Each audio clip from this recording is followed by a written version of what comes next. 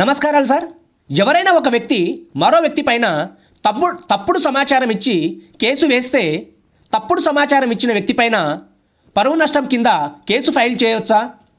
తప్పుడు సమాచారం ఇచ్చిన వ్యక్తి పైన కేసు అవుతుందా, శిక్ష పడుతుందా? అందరికీ నమస్కారాలు. మీరు అడిగిన ప్రశ్నకు సమాధానం స్పష్టంగా అర్థం అవ్వాలంటే నిజ జీవితంలోని ఒక కేసును తీసుకొచ్చి వివరిస్తాను.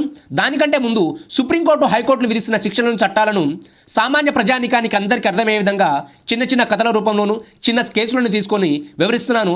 మీ నుంచి నాకు సపోర్ట్ కావాలండి. ప్లీజ్ లైక్, షేర్, సబ్స్క్రైబ్ చేయండి. కేసు ఏమిటంటే భోలానాథ్ వర్సెస్ స్టేట్.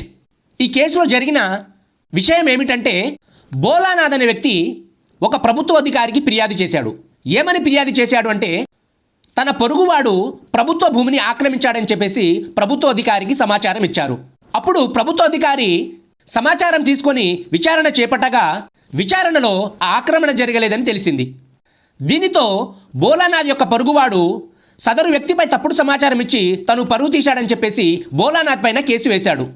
తర్వాత కోర్టులో జరిగింది ఏమిటంటే భోలానాథ్ ఆ సమాచారాన్ని ప్రభుత్వ ఆస్తిని రక్షించాలనే సదుద్దేశంతో ప్రభుత్వ అధికారికి ఇచ్చాడని, భోలానాథ్ తనకు ఉన్న సమాచారం నిజమని అతను బలంగా నమ్మాడని, సమాచారం తప్పని తేలినంత మాత్రాన భోలానాథ్ని శిక్షించలేమని, భోలానాథ్ యొక్క ఉద్దేశం సదుద్దేశం కాబట్టి భారతీయ న్యాయ సంహితలోని సెక్షన్ 31 ప్రకారం అతన్ని శిక్షించలేము, రక్షించగలమని చెప్పేసి కోర్టు తీర్పునిస్తుంది.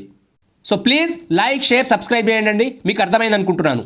ఇక్కడ భోలానాథ్ ఎవరైతే తప్పుడు సమాచారం ఇచ్చారో వాళ్లకు కోర్టులో శిక్ష పడలేదండి. ఎందుకంటే భోలానాథ్ యొక్క ఉద్దేశము ప్రభుత్వ భూమిని కాపాడాలని సదుద్దేశంతో ఉన్నదని చెప్పేసి కోర్టు నమ్మింది కాబట్టి భోలానాథ్కి ఇక్కడ పరువు నష్టం కింద కేసు వేయలేదు, శిక్ష పడలేదండి. Thank you. Like, share, subscribe చేయండి.